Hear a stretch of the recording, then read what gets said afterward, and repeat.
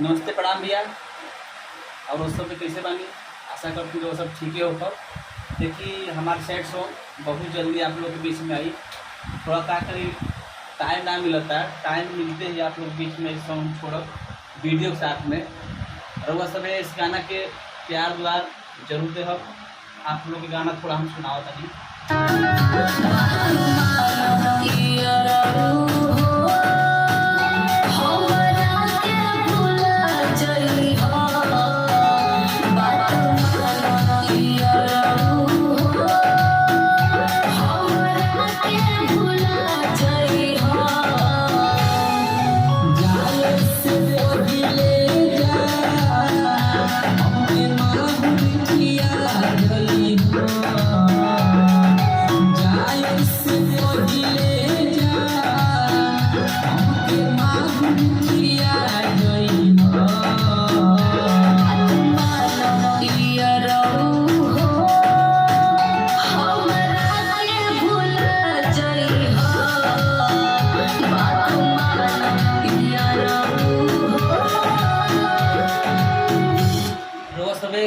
Comment में बताए गाना कैसा लागला।